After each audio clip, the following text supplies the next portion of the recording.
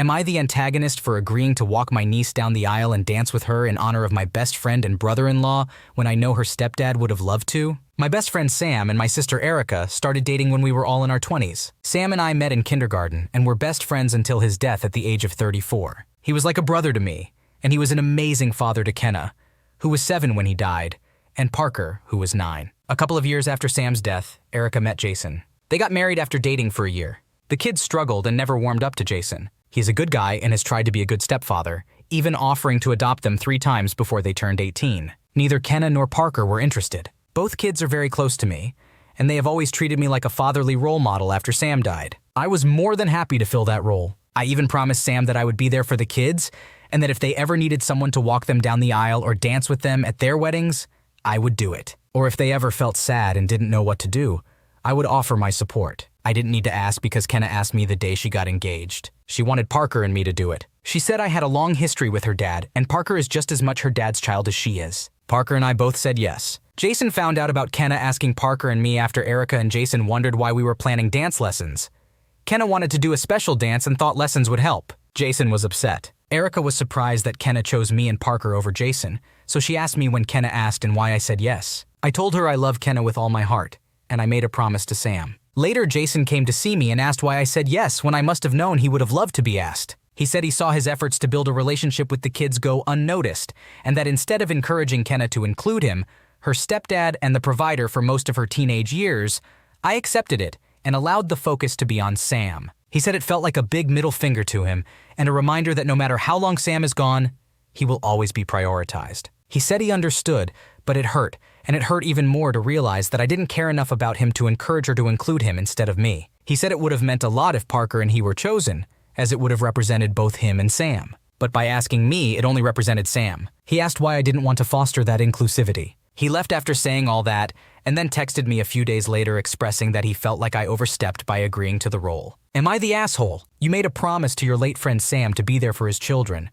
and it's clear that you have been fulfilling that promise. It's understandable that Kenna asked you and Parker to fill the role of walking her down the aisle and dancing with her at her wedding, as you have been a father figure to her. You didn't actively discourage her from including her stepfather.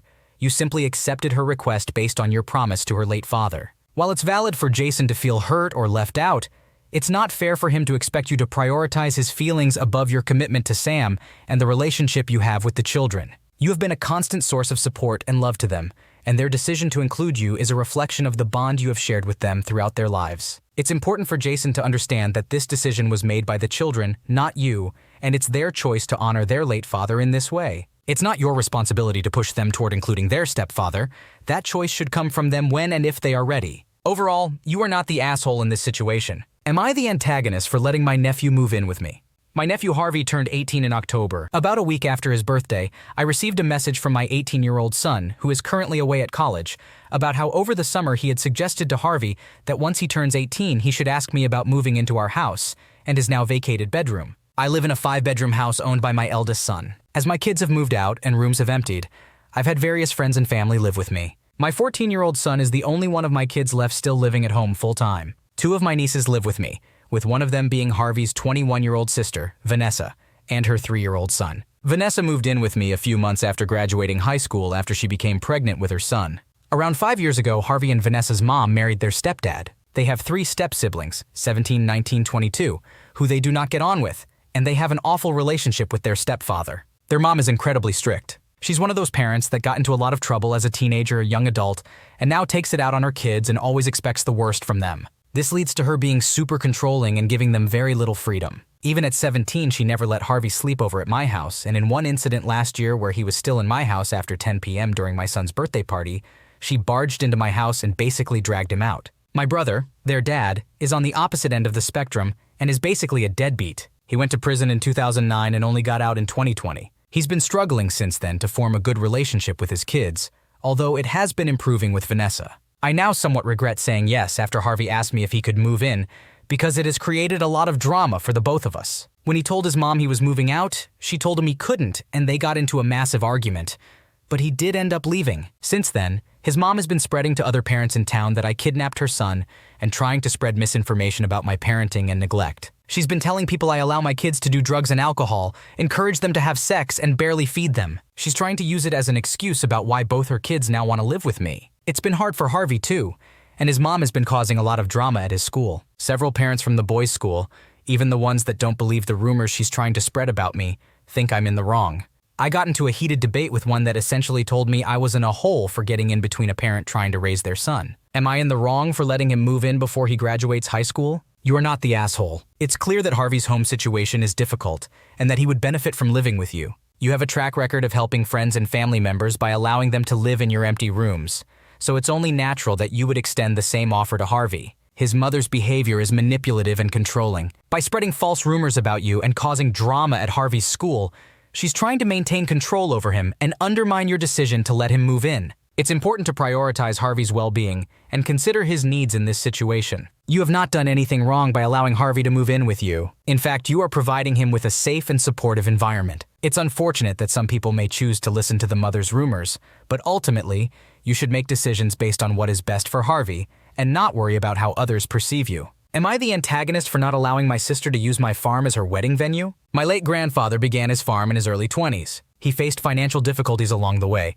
but the farm eventually flourished, and he became wealthy. My late grandmother, who passed away last year, grew up in a typical working-class household. My parents, on the other hand, come from affluent families and attended private schools and prestigious universities. They always desired to have 3 children, 2 girls and 1 boy. I am the youngest of 3 girls, and my parents were disappointed that their last child was not a boy. Consequently, they felt resentful towards me and withheld their love. I was essentially treated as though I were Cinderella. To make matters worse, my sisters followed suit and mistreated me, and my parents allowed them to get away with it. They received preferential treatment, attending private schools, and enjoying more freedom regarding their choices and eating habits. In contrast, I attended a public school in college, and my meals were limited to 3 times a day. Although I don't mind attending public school, I mention these differences to illustrate how unfairly I was treated. On weekends, I was sent to my grandmother's house so that my parents could have family time. At the age of 12, I asked my grandmother if I could live with her, and she agreed. The moment she mentioned it to my parents, they immediately assented and began packing my belongings. Even as I permanently resided with my grandmother, she still made me work on the farm during weekends. I despised the fact that I had to work on the farm. Looking back now, I realize why she did it. Working on the farm served as therapy for me,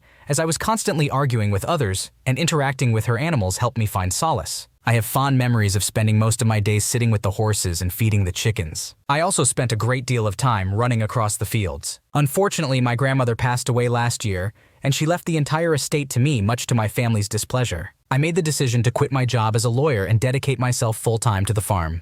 This change has brought me so much happiness. While my grandmother was alive, she also utilized a portion of her land for hosting weddings and events. Additionally, she allowed charities to hold events on the farm free of charge. 2 months ago, my sister reached out to me after 4 years of no contact. She informed me of her engagement and asked if she could use our grandmother's field as a wedding venue. Despite my ongoing therapy and attempts to move forward, I still struggle to let go of the past. I asked for some time to think about it before giving her a response. Initially, I contemplated charging my sister an exorbitant price for the venue, but it didn't feel right. In the end, I simply declined her request. Now, she has passed my contact information to my parents and other sister, and they are all insisting that my grandmother's farm should be made available for the wedding, free of charge. At present, my emotions are running high, and I am seeking reassurance.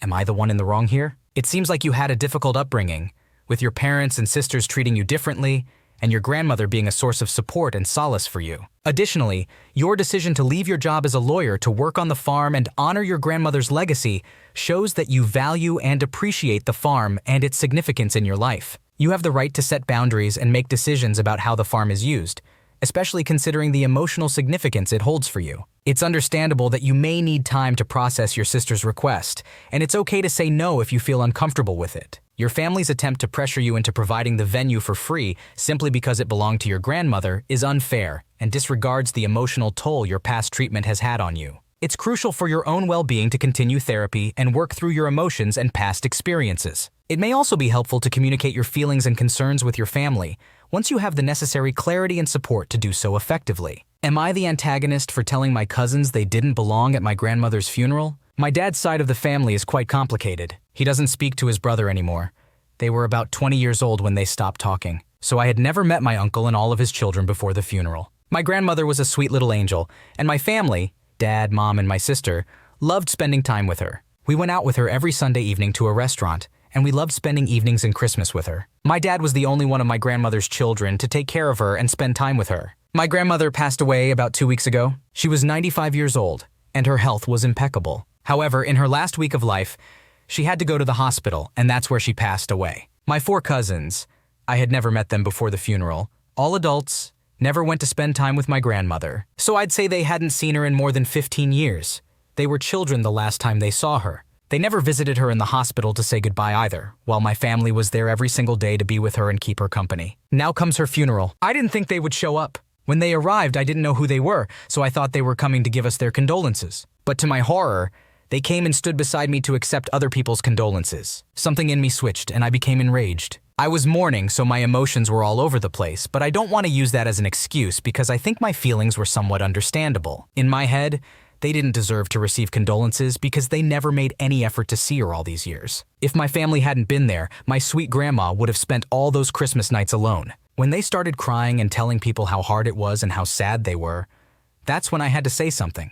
I turned towards them and told them that the line was for family only and that they didn't belong here. They told me they were family and that it was their grandmother too. I responded saying that family is supposed to be there for each other, and they never were. To not ruin the funeral, I didn't scream. I told them when no one was listening. But now that all the emotions I was feeling in that moment passed, I just keep wondering if I'm the asshole in the situation. So am I the asshole? It seems like you may be justified in feeling upset with your cousins for not making an effort to visit your grandmother or spend time with her before her passing. It's completely understandable that you felt enraged and that you wanted to speak up about it. However, it's important to consider the context in which this situation occurred. Funerals are highly emotional and sensitive events, and it may not have been the right time or place to address your cousin's absence. It is possible that their presence at the funeral was their way of paying their respects and acknowledging their relationship with your grandmother. In this case, it might have been more appropriate to address your feelings about their absence at a later time when emotions were less heightened. Expressing your feelings calmly and honestly could help facilitate a conversation about the importance of family connection and supporting each other during difficult times. So, while your feelings are understandable, it might be worth reflecting on how you could have handled the situation differently.